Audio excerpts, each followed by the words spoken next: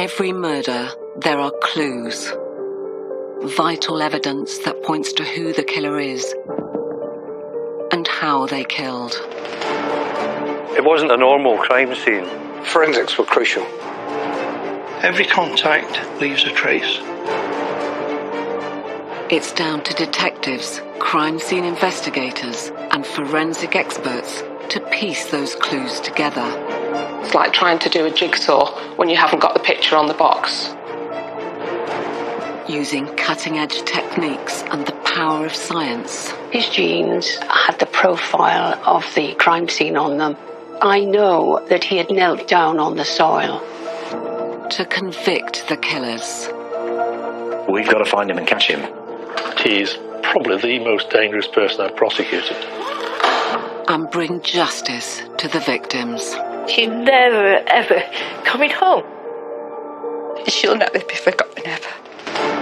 In this episode, a woman's body is found in a woodland beauty spot. I just knew it was Karen, and I remember just falling on the floor. I couldn't take note of anything. A quiet village is shaken to its core.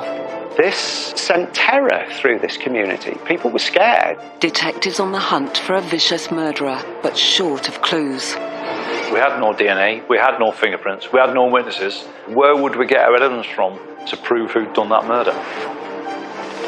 This is Forensics, catching the killer.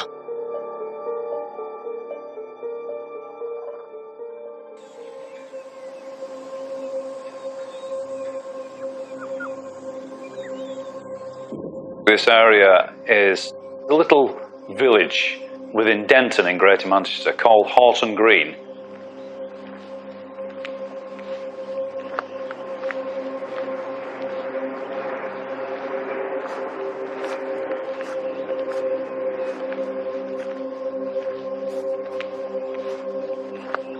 The area where the woodland is, it was commonly known or locally known as Bluebell Wood or Gibraltar Wood, and was a bit of a local beauty spot where you got dog walkers, people just enjoying going for a walk.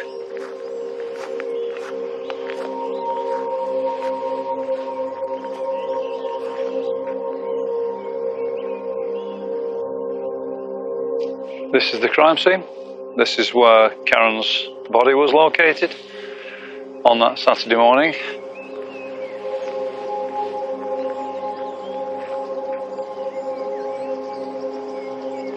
She was found at 8:30 a.m. by a man walking his dog. Karen's body was lying here when it was found.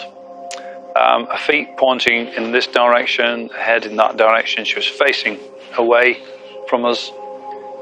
Her handbag and contents had been turned out, upside down and emptied onto the ground here. Over here was a jacket, which obviously were recovered. Karen was in a bad way.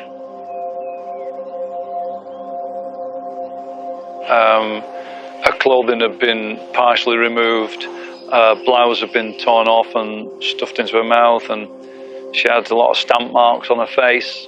Her bra had been wrapped tightly around her neck and she'd been strangled.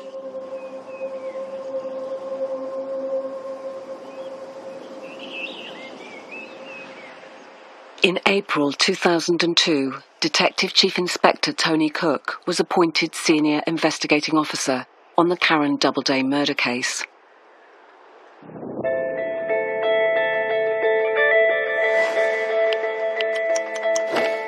His job, to trace the killer of the 41-year-old shop assistant. One of the things we do at an early stage, or what we call lines of inquiry. One of the lines of inquiry is what we call victimology.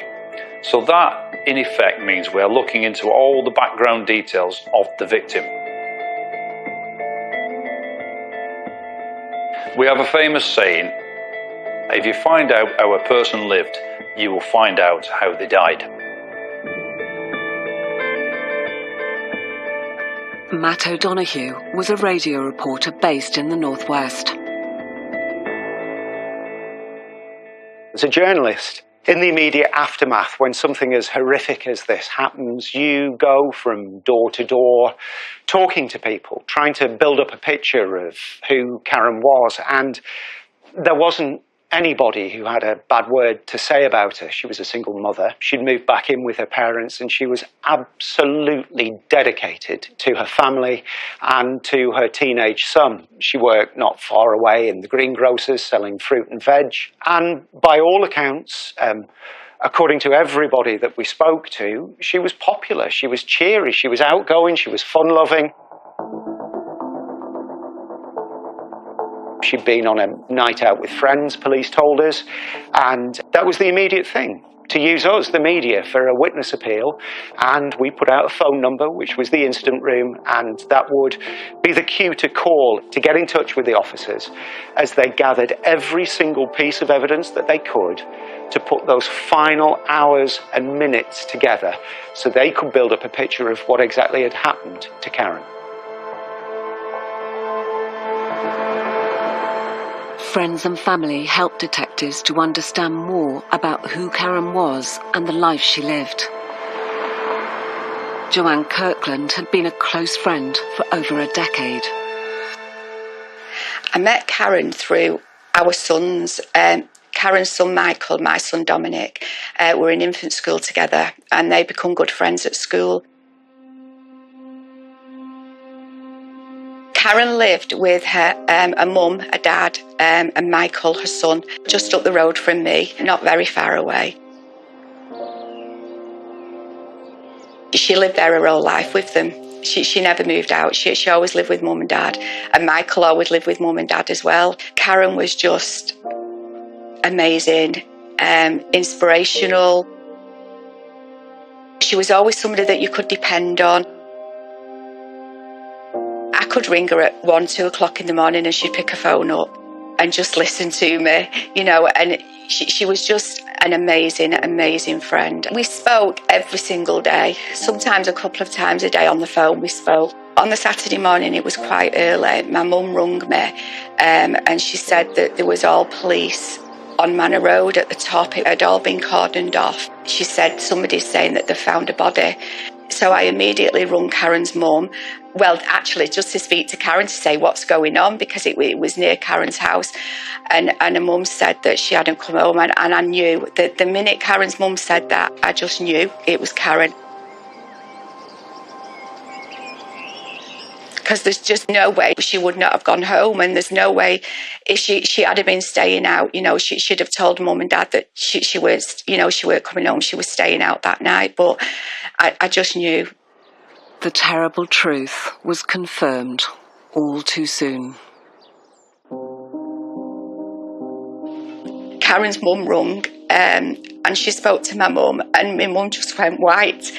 And I said to her, "It's definitely Karen, isn't it?" And my mum said, "Yeah." And I remember just falling on the floor and my dad picking me up. And I couldn't take note of anything. During the day, you can pretend it's not real. You can hope it's not real. But then as soon as that, you know, it's real, isn't it? And you just have to deal with it then.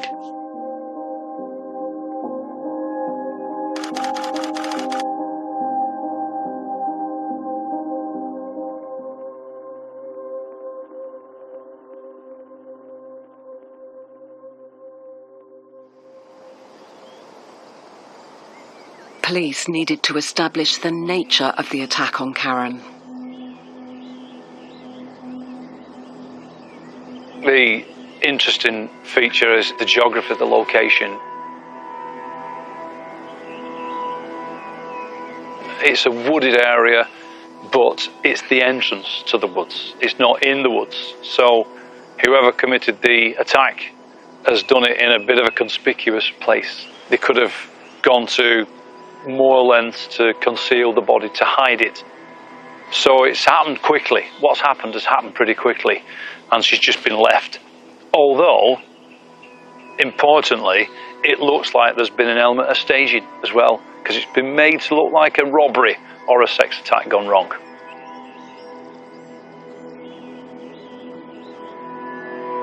She'd been strangled using her own bra from behind. Whoever committed the attack had not come prepared. They didn't bring a weapon with them. It seemed to be spontaneous. They ended up improvising. It all seemed to have the hallmarks of an attack that had been spontaneous and not pre-planned. The focus would now be on the forensic teams. What could they reveal about the killer of Karen Doubleday?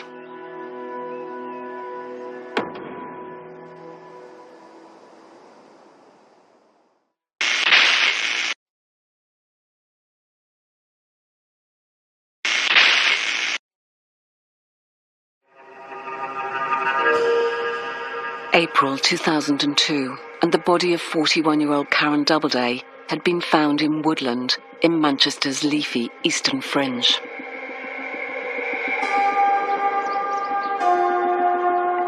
She'd suffered a savage beating and was then strangled. Karen was just yards from her home.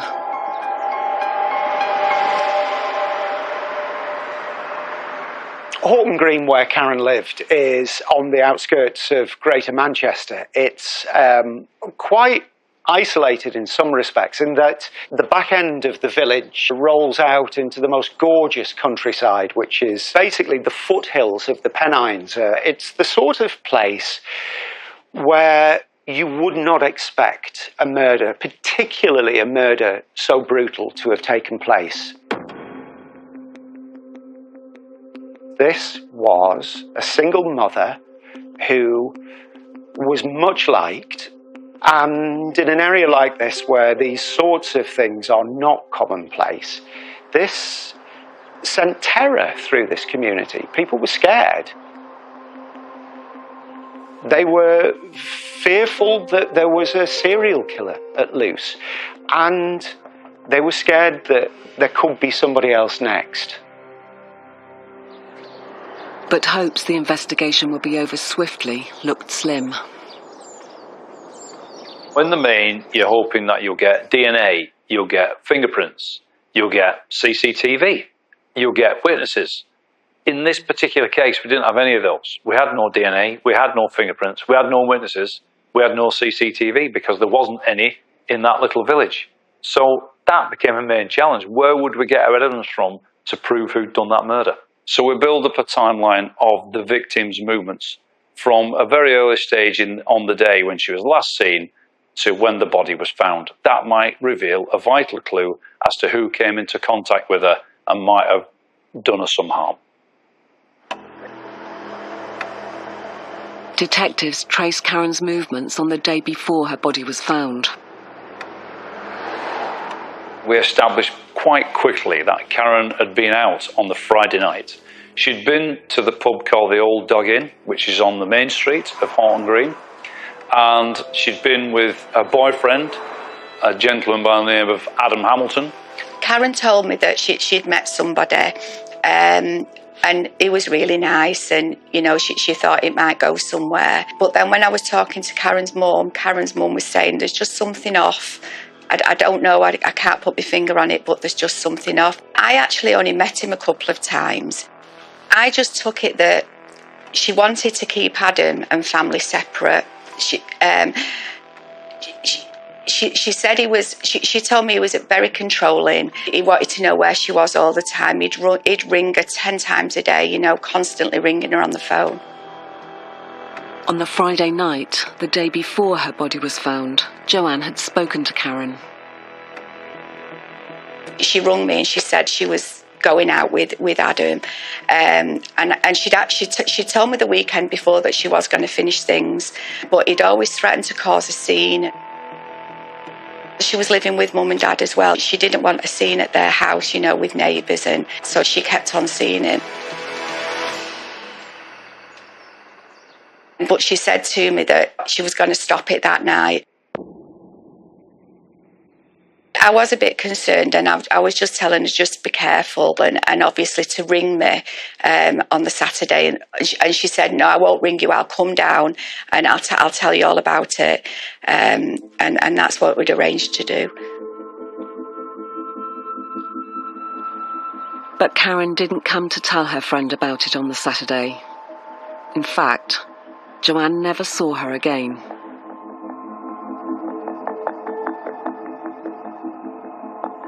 And after Karen's body had been found, Adam Hamilton didn't seem as concerned as friends and family expected him to be.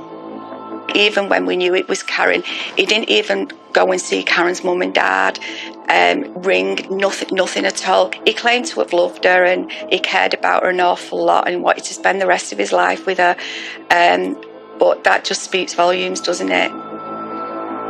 Hamilton was clearly someone the police needed to investigate. What exactly had he and Karen been doing the previous evening? They'd been in the pub from around about 9 p.m. that night and left round about closing time, 11:15, 11:30 p.m. According to Hamilton, he and Karen had gone into his flat. According to him then, she left him about 1:15 a.m. He followed her to the car park, kissed her goodnight, and she walked off towards her home address on her own. That was the last time he saw her. Hamilton, who was originally from North Wales, lived in a flat in the centre of Horton Green. We conducted a lot of inquiries into Adam Hamilton, who he was, did he have any previous convictions, his movements on that night, what was happening in his life, was he violent, had he got any in previous record of attacking females.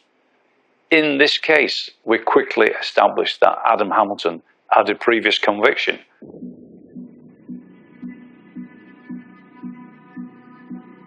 For an attack a number of years ago on a young girl who he'd met in a pub and who'd spurned his advances, and he waited outside and he ended up attacking her and stabbed her with a knife, so which he got a term of imprisonment for. So that was a major piece of information for us, because it showed us that Hamilton had a tendency to be violent. It painted a disturbing picture, and it was supported by accounts from friends and family. I was interviewed with the police numerous times. I just told the police, like, the way, you know, that she told me, like, the way that he controlled her, and, you know, the way that she'd wanted to finish things, and he'd said he'd cause a scene if she did, the way she felt uncomfortable with him at times. I made a very, very early decision, in fact the first day, that Adam Hamilton needs to be made a suspect. He was the last person to see her alive, and he had this previous conviction for an assault on a female, so that was a key decision. Hamilton was questioned as police searched for more evidence. We then send a team, plus forensic examiners and experts, to his flat to go through it with a fine-tooth comb to look for any trace evidence and seize any items we think might be useful to the investigation. That would include his clothing, particularly his clothing he wore on the night Karen went missing and was murdered. What we also found out about Adam Hamilton is that he was seeing somebody else as well as Karen. So he was having a relationship with another female, and she bought him a pair of jeans, which became a crucial clue in the investigation. And what was key to that is that this was a brand new pair of jeans. We recovered that brand new pair of jeans that he'd been wearing, he told us he'd been wearing on the night of that Friday night when he'd been out with Karen and was the last person to see her alive. We recovered those forensically, and of significance, there was an obvious dirt stain on one of the knees. Now, we knew that whoever had committed the murder had knelt down behind Karen in order to strangle her.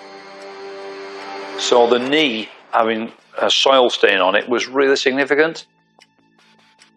Here I am, I've got a pair of jeans with a soil stain on, I've got a crime scene, I've got a suspect, I want to link the three together, but in standard forensic, there wasn't really an expert in soil who could match one bit of soil to another, i.e. match the jeans to the crime scene.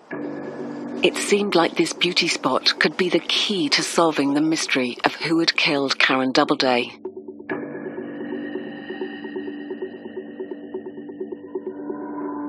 What was needed was a forensic expert who could reveal its secrets.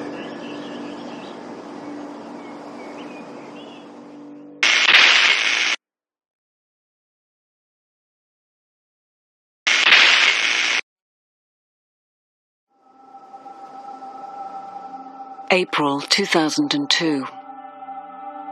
And 41-year-old single mum Karen Doubleday had been murdered. Her body had been found in woodland in Greater Manchester. She'd been brutally beaten and strangled. Now, just 3 days since her murder, police already had a suspect. It was very, very quickly, within just a few days, that police were saying that her killer was known to her. When the cameras and the microphones went off, we were told that they had a prime suspect, that it was somebody close to Karen, and that they had arrested him within a matter of days of this happening. And that man was Adam Hamilton.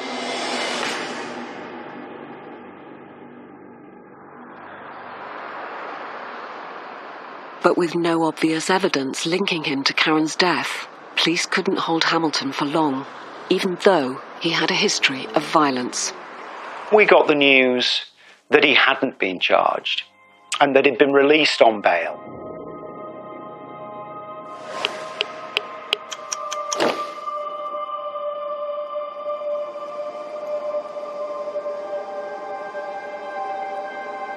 And it was frustrating for that community to know that the man who was the last person to see Karen alive, to know that this person who was effectively the police prime suspect was back out on their streets. This dangerous man was back walking amongst them. And that was particularly painful for Karen's friends and family. They not only believed he'd murdered her, they felt Hamilton had dishonoured Karen too. It was the way she was found, you know, it just degraded her really. You know, we could have covered her up or something, so whoever found her didn't have to see her like that. She'd have hated that. She would have hated that. With no direct eyewitness evidence, forensics would need to play a crucial role in investigating Karen's murder.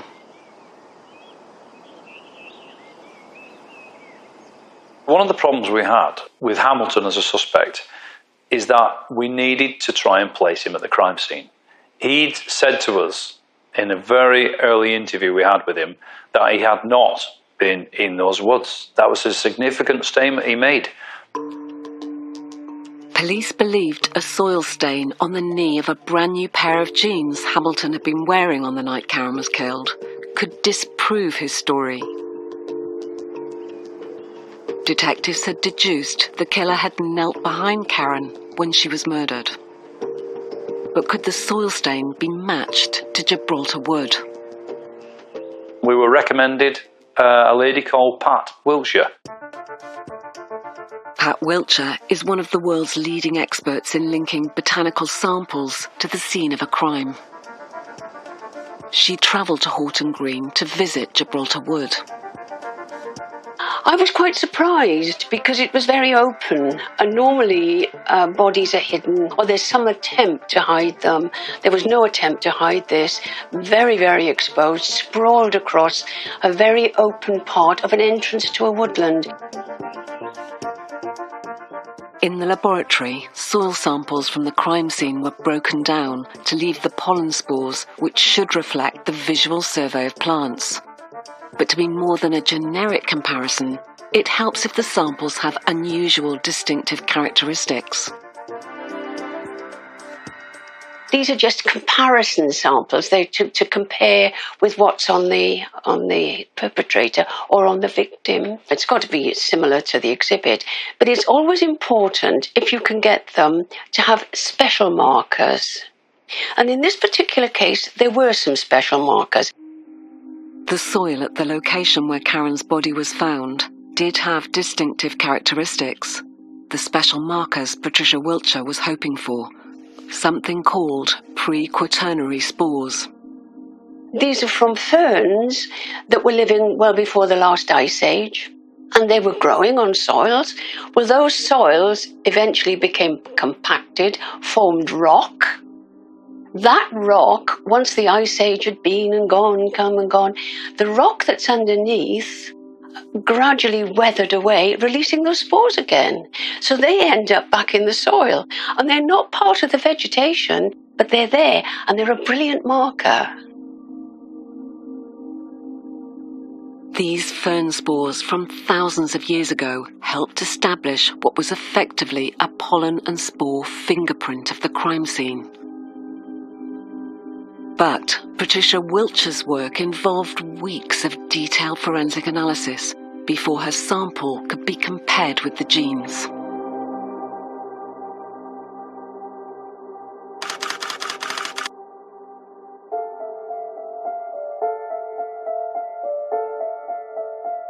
It appeared from the surface, from an outsider's perspective, that the investigation effectively had gone cold.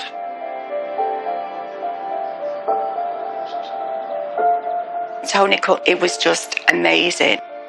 He was explaining everything to us, that they had to get everything together. And he said it was like a jigsaw. We've got all these different pieces and we've got to make sure that they all come together correctly. Because if we don't and we miss something, people could walk because of that. And he just kept saying, we will get there. It's just going to take us some time. But as family, you don't understand that. You just want them arrested there and you want them in prison straight away because it's them. It wasn't just the crime scene soil samples that Patricia Wiltshire was investigating. Her expertise backed the police in their more conventional inquiries. Hamilton said he'd kissed Karen goodnight the last time he saw her, and that they parted amicably. Detectives, though, had their doubts. The route that she would have walked home, we did house-to-house inquiries along there. And we found a couple who said they heard a couple arguing around about 1:15 a.m. It corroborated a theory that they'd been arguing en route to the place where Karen was murdered. That argument had been heard in the car park of the Old Dog pub. Hamilton actually said he walked to that car park. So a theory we had was whether the argument started there. Karen also had a bloodstain on her sleeve, so he could have struck her there, dabbed her nose. Could nature now provide forensic evidence to refute Hamilton's account?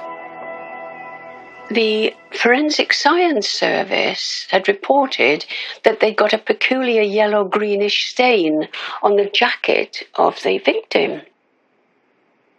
When I looked at what was in their samples, it was Forsythia pollen.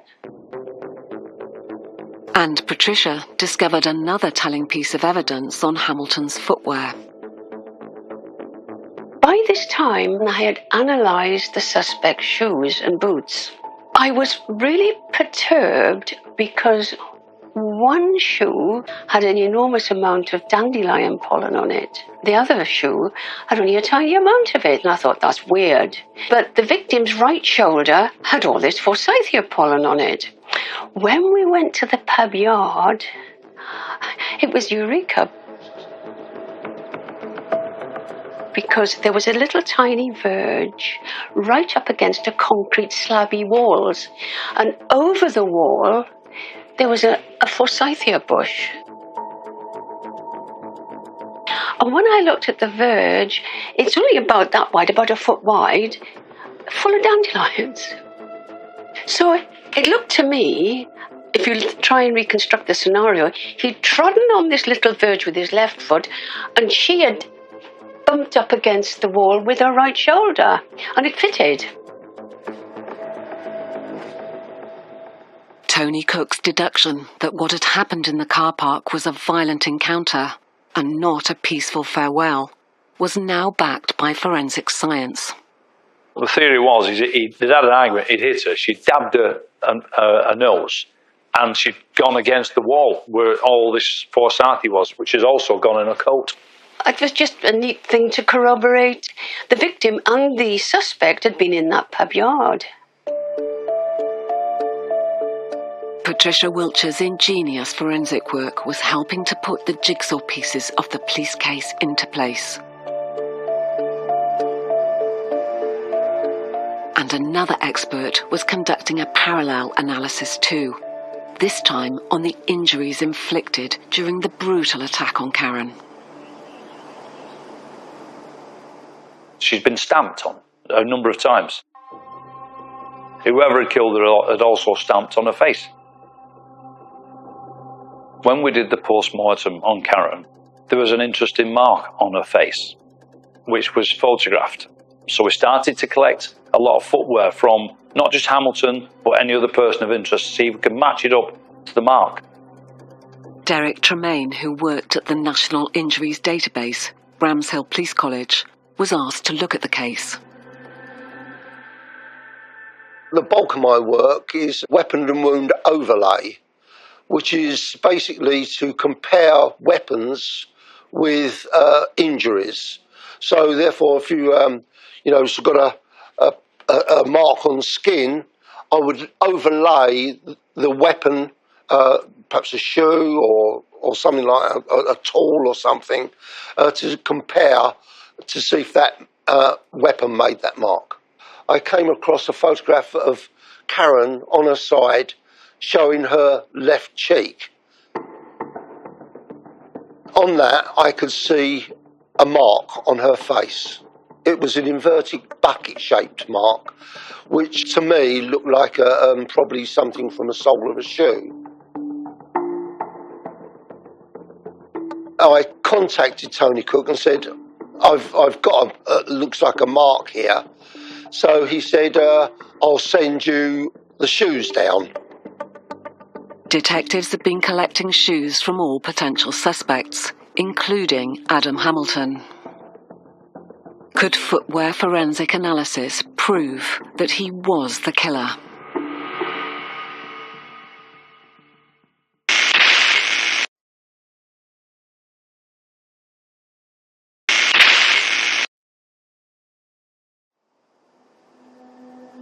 Mum of one, Karen Doubleday, had been murdered in Gibraltar Wood, in the village of Horton Green in Greater Manchester.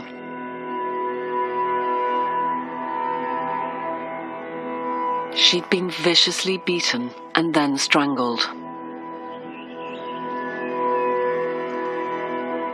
World-renowned forensic paleontologist Patricia Wiltshire had been brought in to work on the case. My function is when they get someone, has he been to that place or has she been to that place? And that's what I want to focus on.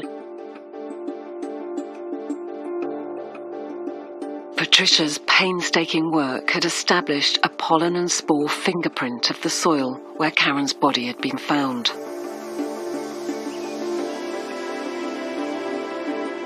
The next step was to compare it to a soil stain on the brand new pair of jeans belonging to the prime suspect, Karen's boyfriend, Adam Hamilton.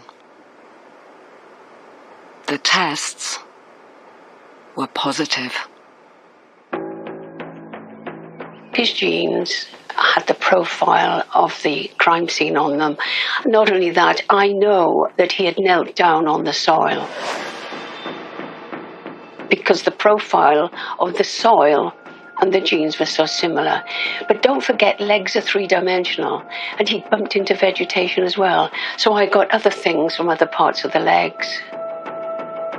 That was a eureka moment. She said she could match the soil on the jeans to the crime scene. What a fantastic outcome that was. And a big piece of evidence, a big piece of the jigsaw had been put into place. Hamilton's claim that he'd never visited the crime scene had been exposed as a lie. And Patricia Wiltshire had also confirmed that Gibraltar Wood was where Karen Doubleday had been murdered. It wasn't just where her body had been left. They had retrieved grass and soil from her mouth. I looked at the grass, I extracted the pollen that was on the grass, and it matched the profile. It was from that place. So we could see that her mouth had actually been in the soil. her face had been in the soil and the material was in her mouth. How would she get that soil from that place unless her mouth had been on the ground and open? Was that during the attack? She would never do that willingly. Who would chew soil from the ground? But police still needed direct evidence linking Hamilton to the actual attack on Karen. Derek Tremaine of the National Injuries Database was their main hope. Could he match Hamilton's footwear to Karen's facial injuries? Tony Cook sent me down a load of shoes.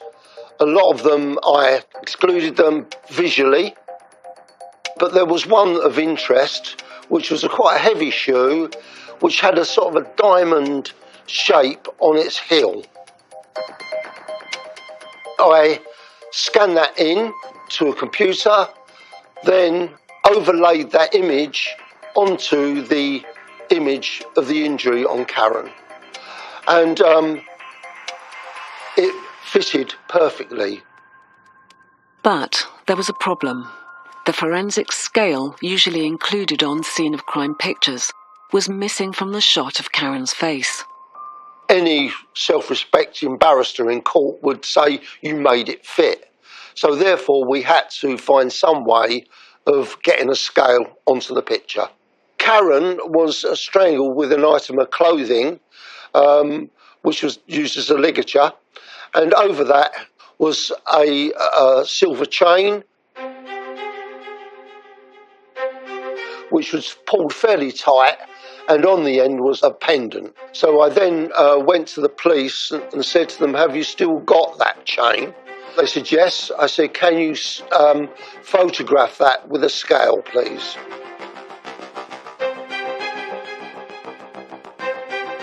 Then what I did, I used the scale image of the chain, which I superimposed on the item of clothing on Karen's neck, and when the links of the chain were the same size, I knew that that scale was the right size to put onto the picture. Once I had a scale on the scene photograph of Karen, I could then do an overlay, and it fitted perfectly. Now I had a link to that shoe. Derek told me he thought he'd found a match with the mark on Karen's face and some footwear that we'd submitted to him for examination. And of course he said the match was an exact match and the footwear belonged to Adam Hamilton. So that was a major breakthrough for us and a defining moment in the investigation. The footwear linked Hamilton directly to Karen's injuries. It was the final piece in the complicated jigsaw Tony Cook had been trying to put together. We had the fact that he was the last person to see her alive. We had the fact that he told us he'd never been to the scene of Gibraltar Wood, and we can prove that he had been with the evidence from Patricia Wiltshire. His story just did not stack up. Pieced together, all this evidence gave us a prosecution case, which we were happy to take to court.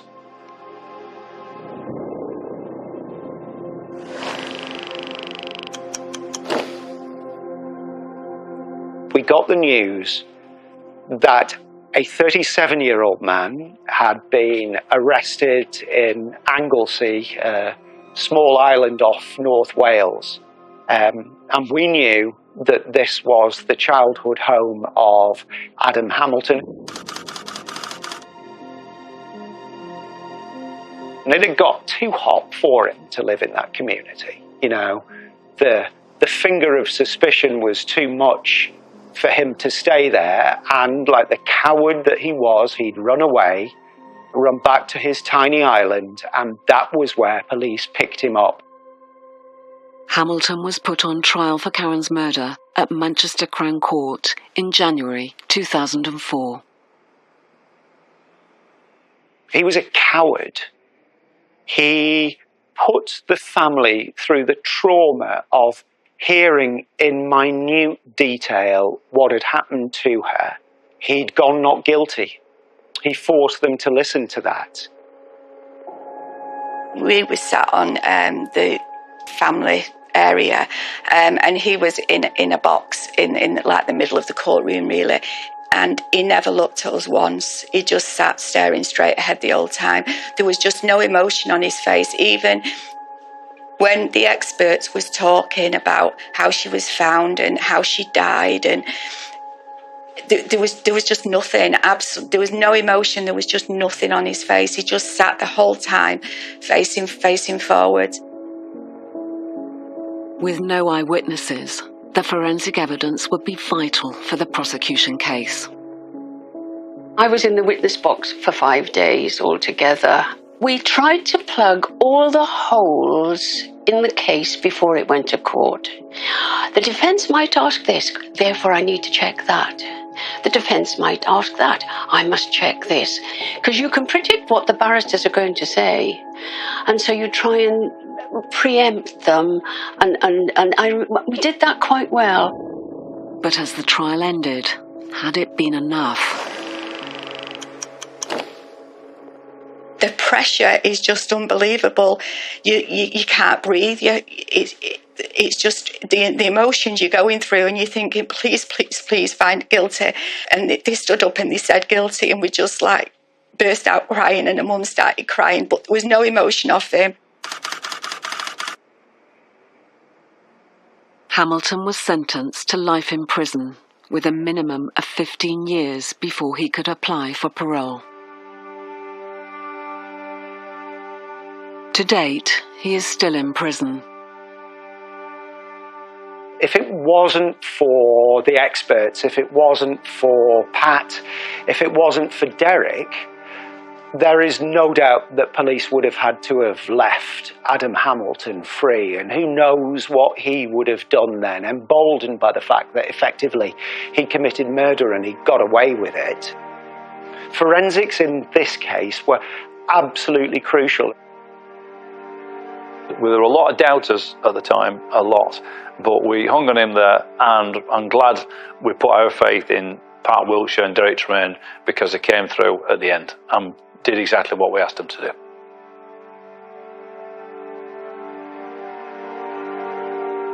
But the guilty verdict is little compensation for losing a mother, daughter, and a friend.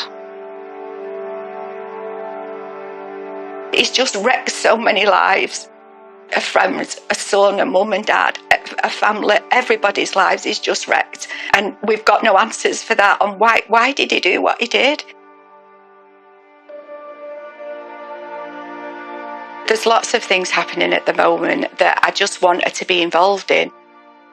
And she's not. And we went to get my wedding dress last year, and I got quite upset with planning the wedding and things, because I thought she should be here with us, you know, planning it with us. I've had a picture of her as well sewn into my dress.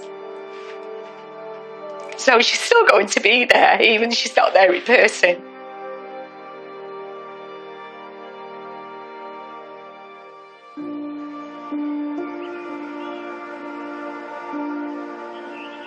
She's just left a huge hole that will never, ever, ever be filled, ever.